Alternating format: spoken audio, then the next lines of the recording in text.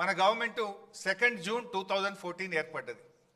మీరు చూస్తే 23 జూలై 2014 అంటే గవర్నమెంట్ ఏర్పడ్డ నెల 15 రోజుల్లోనే, that is our commitment. KCR గారు నన్ను నువ్వు మహారాష్ట్రకు వెళ్ళు, తమిడిహట్టి దగ్గర బ్యారేజ్ కట్టుకుందాం, వాళ్ళు ఎన్ని డబ్బులు అడిగితే అన్ని ఇద్దాం, నువ్వు పోయి వాళ్ళని ఒప్పించండి అని చెప్పి కేసీఆర్ గారు ఆ రోజు నీటిపారుదల శాఖ మంత్రిగా ఉన్న నన్ను, మన సలహాదారుడిగా ఉన్న ఆర్ విద్యాసాగర్ రావు గారిని ఇంజనీర్ల బృందం తీసుకొని వెళ్ళండి అని ఆదేశించారు. సో గవర్నమెంట్ ఏర్పడ్డ 45 డేస్కు ఐ వెంట్ టు మహారాష్ట్ర. ఆ రోజు మహారాష్ట్రలో కాంగ్రెస్ గవర్నమెంట్ ఉంది. ఆ కాంగ్రెస్ గవర్నమెంట్లో ఇరిగేషన్ మినిస్టర్ హసన్ ముషరఫ్ గారు మహారాష్ట్ర నీటిపారుదల శాఖ మంత్రి. మేము అపాయింట్మెంట్ తీసుకొని ఆయన దగ్గరికి వెళ్ళి కలిసి మాట్లాడి మేము గత ఆంధ్రప్రదేశ్ లాగా మీతో కొట్లాడము, మా ముఖ్యమంత్రి గారు మీకు చెప్పమన్నారు, మీతో కలిసి పనిచేస్తాము, మీకు మా సహకారం అందిస్తాం, మీరు మాకు సహకారం అందించండి, మహారాష్ట్రలో ముంపు గురయ్యే భూమికి మీరు ఏ ధర నిర్ణయిస్తే ఆ ధర, మీరు ఎన్ని పైసలు అడిగితే అన్ని పైసలు ఇస్తాం, మా ఉద్యమమే నీళ్ళ నుంచి పుట్టింది, మా పోరాటమే నీళ్ళ కోసం జరిగింది, మా ప్రాంతంలో రైతుల ఆత్మహత్యలు జరుగుతున్నాయి, మేము తొందరగా ఇది కట్టుకోవాలనుకుంటున్నామని వి ప్లీడెడ్ దెమ్ లైక్ ఎనీథింగ్, బతిలాడినాం అన్ని రకాలుగా. ఆయన మాట్లాడుతూ ఒక విషయం చెప్పారు. ఆయన మాట్లాడుతూ, చూడు భాయ్ సాబ్, ఇంకొక 6 నెలల్లో మాకు ఎలక్షన్ ఉంది మహారాష్ట్రలో, అప్పుడు అసెంబ్లీ ఎలక్షన్స్ ఇంకా 6 నెలలు ఉంది, అయినా మేము ఎట్లా ఒప్పుకుంటాము, 8 సంవత్సరాల నుంచి కూడా మేము స్పష్టంగా మీకు చెప్తూ వచ్చినాం, 152 మీటర్ల ఎత్తులో మేము తమ్మిడిహట్టి దగ్గర బ్యారేజ్ కట్టడానికి ఒప్పుకోము అని చాలాసార్లు మేము మీ ప్రభుత్వానికి చెప్పినాము. చెప్పడమే కాదు, మా ముఖ్యమంత్రి గారు మీ ముఖ్యమంత్రి గారికి లేఖ రాసిండ్రు అని ఆ లేఖ కాపీ ఇచ్చిండు నా చేతికి. ఏం రాసిండ్రు ఆ లేఖల మీరే చూడొచ్చు. చాలా స్పష్టంగా అందులో ఆనాడు మహారాష్ట్ర ముఖ్యమంత్రిగా ఉన్నటువంటి పృథ్వీరాజ్ చౌహాన్ గారు మన ముఖ్యమంత్రి కిరణ్ కుమార్ రెడ్డి గారికి లేఖ రాయడం జరిగింది. ఆ లేఖలో ఆయన చాలా స్పష్టంగా ఏం చెప్పిండంటే, it is also requested that Andhra Pradesh government should not proceed with unilaterally decided layouts and control levels, it may lead to unfruitful expenditure. మీరు సొంతగా మీరే 152 మీటర్ల ఎత్తని మీరే నిర్ణయించుకొని మీరే పనులు ప్రారంభించి మీరు ముందుకు పోతా ఉన్నారు. మీరు అట్లా చేస్తే మీరు పెట్టే ఖర్చంతా కూడా వృధా అవుతుంది, జాగ్రత్త అని చెప్పి మా ముఖ్యమంత్రి గారు మీ ఆనాటి ముఖ్యమంత్రికి లేఖ రాసిండ్రు. ఈ లెటర్ చదువుకోండి అని నా చేతిలో పెట్టిండు. అరే భాయ్ సాబ్, మరి ఎట్లా పనులు అయిపోయినాయి, ఆల్రెడీ ప్రాజెక్ట్ స్టార్ట్ అయింది, మరి మాకు ఇబ్బంది అవుతుంది అని మేము చాలా రకాలుగా రిక్వెస్ట్ చేసినాం. రిక్వెస్ట్ చేస్తే ఆయన ఒక మాట అన్నాడు ఆ రోజు, ఇక 6 నెలలు అయితే ఎలక్షన్ ఉంది భాయ్ సాబ్, 7 ఏళ్ళు ఒప్పుకునే వాళ్ళం ఇప్పుడు ఒప్పుకుంటాం ఎలక్షన్లు కూడా, మా దగ్గర ఆల్రెడీ పెద్ద ఉద్యమాలు అవుతున్నాయి మహారాష్ట్రలో, మహారాష్ట్ర మునిగిపోయి తెలంగాణకు నీళ్ళు ఇస్తారని చెప్పి ఉద్యమాలు అవుతున్నాయి, మేము ఇప్పుడు ఒప్పుకునే పరిస్థితి లేదు, ఏదైనా ఉంటే ఎలక్షన్ అయినాక రాండి, మేము మళ్ళీ గెలిస్తే అప్పుడు మాట్లాడుకుందాం, కానీ ఇప్పుడు ఇక మాట్లాడేది లేదు పోనని ఎలగొట్టాడు. సరే అట్లెందుకు భాయ్ సాబ్, ఇంజనీర్లు అయితే మాట్లాడతారు, ప్రయత్నం చేయండి అంటే ఓకే డిపార్ట్మెంట్స్ మాట్లాడుకోండి, కానీ ఫైనల్ డెసిషన్ మాత్రం ఆఫ్టర్ ఎలక్షన్స్ అన్నాడు. సరే తదనంతరం 16 జూలై ఆగస్టులో ఒక మీటింగ్ అయింది, 4th ఫిబ్రవరి ఇంకొక మీటింగు, ఇంజనీర్స్ లెవెల్లో సెక్రటరీస్ లెవెల్లో మీటింగ్ జరిగినాయి. 16/8/2014 నాడు ఆర్ విద్యాసాగర్ రావు గారి నేతృత్వంలో మళ్ళొక్కసారి కూడా మీటింగ్ అయి 152 మీటర్ల ఎత్తులో మేము కట్టుకుంటాము, మీరు ఎంత డబ్బు అడిగినా ఇస్తామని చెప్పి విద్యాసాగర్ రావు గారు కూడా ఇంకొక మీటింగ్లో కూడా చెప్పారు. ఇన్ని మీటింగ్స్ జరిగినాయి. నెక్స్ట్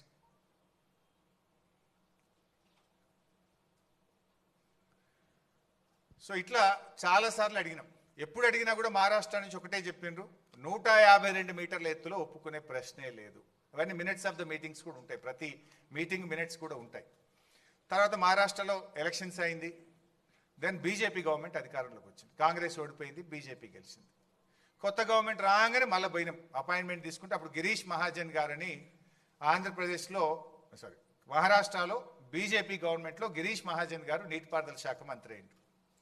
దెన్ ఆయన దగ్గరికి అపాయింట్మెంట్ తీసుకొని 23 డిసెంబర్ 2014 ఆ రోజు మళ్ళీ వెళ్ళి ఆయన కూడా కలిసి గిరీష్ మహాజన్ గారిని రిక్వెస్ట్ చేస్తే ఆయన అన్నాడు, చూడు భాయ్ సాబ్, ఇది పాలసీ డెసిషను, మంత్రులుగా మనం మాట్లాడుకునేది కాదు, ఆల్రెడీ మా బీజేపీ పెద్ద ఎత్తున ఈ ప్రాజెక్టు వ్యతిరేకంగా మేము పోరాటాలు చేసినాం, ఉద్యమాలు చేసినాం, అరెస్టులు అయినాం, ఇది మన లెవెల్లో అయ్యేది కాదు, బెటర్ ఒకసారి ముఖ్యమంత్రుల లెవెల్లో మాట్లాడితే ఏదైనా పరిష్కారం జరుగుతుందని ఆయన సూచన ఇచ్చింది.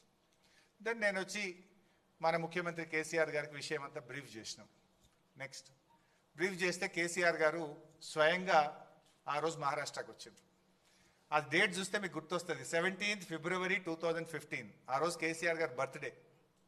తన బర్త్డే కూడా పట్టించుకోకుండా, ముఖ్యమంత్రి అయిన తర్వాత జరిగిన ఫస్ట్ బర్త్డే, తన బర్త్డేను కూడా పట్టించుకోకుండా నిజమైన జన్మదినం మహారాష్ట్రను ఒప్పిస్తే నా నిజమైన జన్మదినం అనుకొని బర్త్డే రోజు మహారాష్ట్రకు వచ్చాడు. మహారాష్ట్రకు వచ్చి ఆ రోజు అక్కడ ముఖ్యమంత్రి గారు అదే రోజు అపాయింట్మెంట్ ఇచ్చిండు. ఆయన అపాయింట్మెంట్ ఇచ్చినాడే నా బర్త్డే తర్వాత, కానీ ముందు ఆయన అపాయింట్మెంట్ ఇచ్చాడు, పోదాంపా అని మమ్మల్ని అందరిని తీసుకొని అటుపోయింది. లక్కీలీ తెలంగాణ బిడ్డ ఆర్ విద్యాసాగర్ రావు గారు, సిహెచ్ విద్యాసాగర్ రావు గారు మహారాష్ట్ర గవర్నర్గా ఉన్నారు. ఆయన ఆశీస్సులు కూడా ఉంటాయి, తెలంగాణ బిడ్డనే ఉన్నాడు కదా అని ఆయనను కూడా బతిలాడి సిహెచ్ విద్యాసాగర్ రావు గారి సమక్షంలోనే కేసీఆర్ గారు మరి మహారాష్ట్ర ముఖ్యమంత్రి ఫడ్నవీస్ గారిని కలిసి రిక్వెస్ట్ చేసినాం. చాలా రిక్వెస్ట్ చేసింది కేసీఆర్ గారు. మన తెలంగాణ ఉద్యమ చరిత్ర, మన పోరాటము, తెలంగాణకు ఉమ్మడి ఆంధ్రప్రదేశ్లో జరిగిన అన్యాయము, రైతుల ఆత్మహత్యలు, కరువు, బాధలన్నీ కూడా వివరించి ఈ ప్లీడెడ్ లైక్ ఎనీథింగ్. ఆల్మోస్ట్ 45 నిమిషాలు కేసీఆర్ గారు తన ప్రసంగంలో మహారాష్ట్ర ప్రభుత్వాన్ని, మహారాష్ట్ర ముఖ్యమంత్రి గారిని పలు విధాలుగా కోరడం జరిగింది.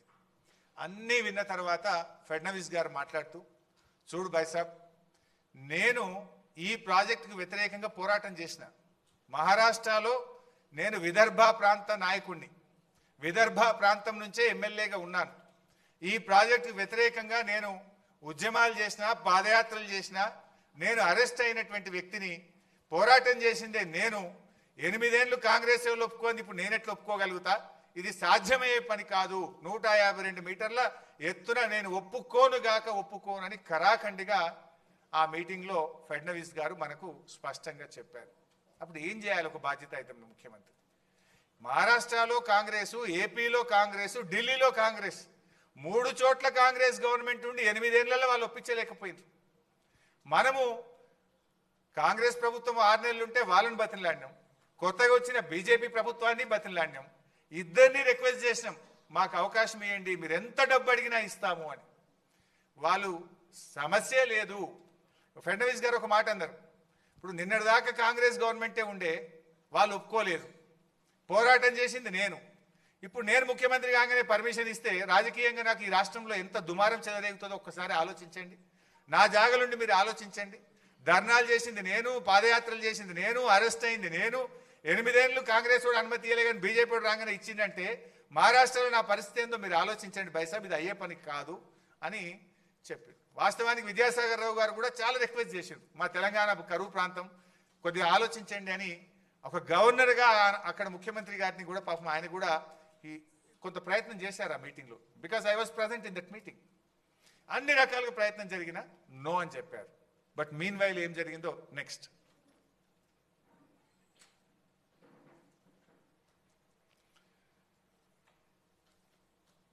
సో ఈ స్లైడ్ మార్చి నేను నెక్స్ట్ చెప్తా ఇంకోటి.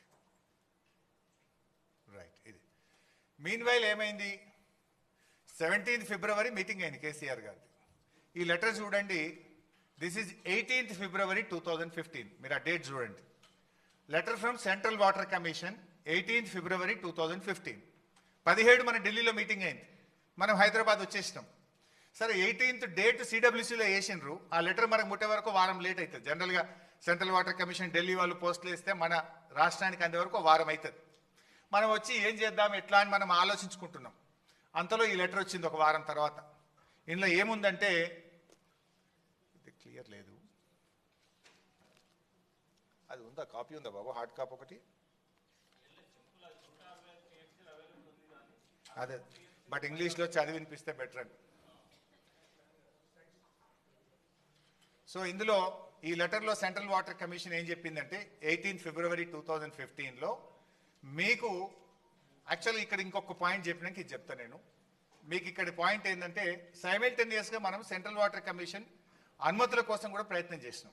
ఇటు మహారాష్ట్రాన్ని ఒప్పించే ప్రయత్నం చేసినాం, అటు ఢిల్లీకి వెళ్ళి 4-5 సార్లు సిడబ్ల్యూసీ వాళ్ళని కలిసి మాకు అలా దాదాపు ఒక 10 డైరెక్టరేట్ల నుంచి పర్మిషన్స్ రావాల్సి ఉంటుంది. డైరెక్టరేట్స్ వెళ్ళి కూడా పర్సూ చేసినాం. అప్పటిదాకా 8 ఏళ్ల వాళ్ళు పర్సూ చేయలే, కాంగ్రెస్ ప్రభుత్వం పట్టించుకోలే.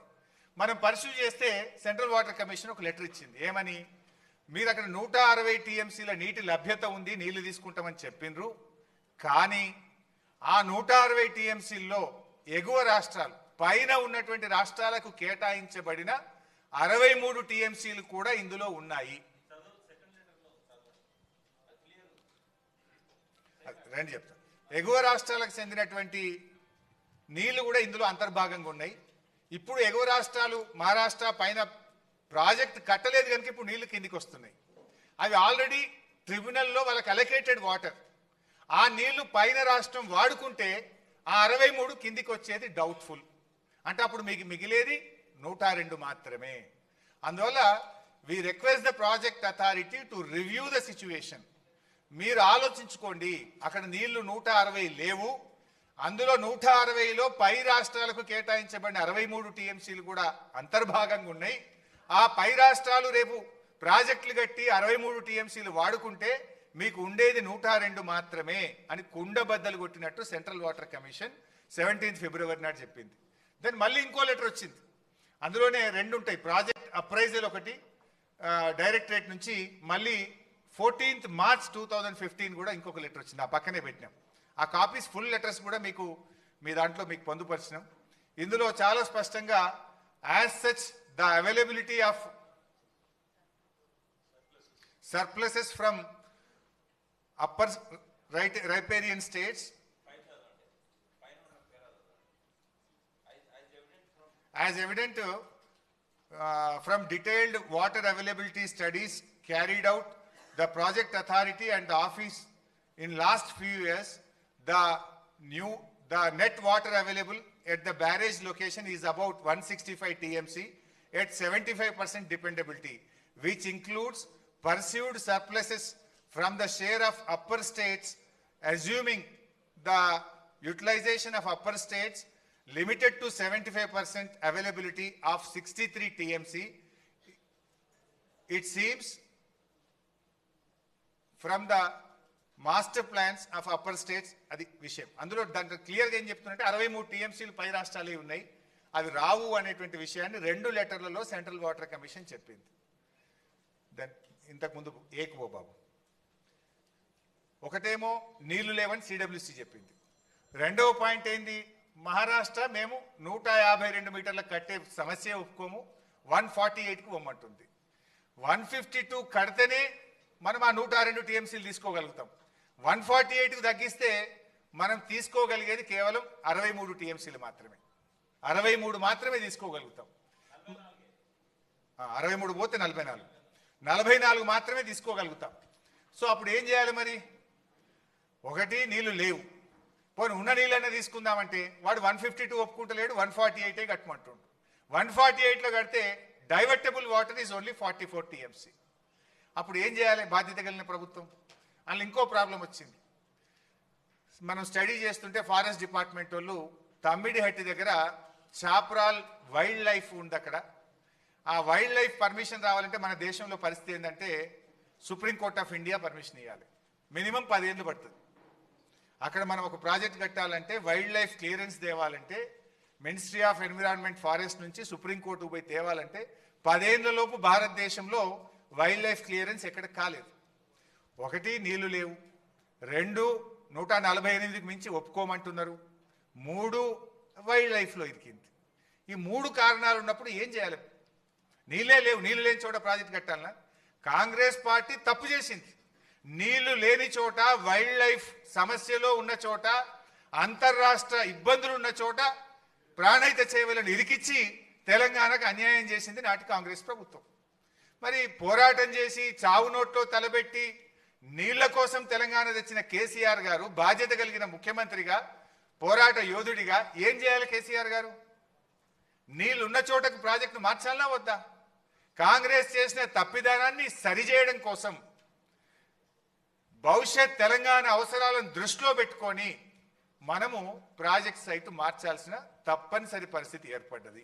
నెక్స్ట్.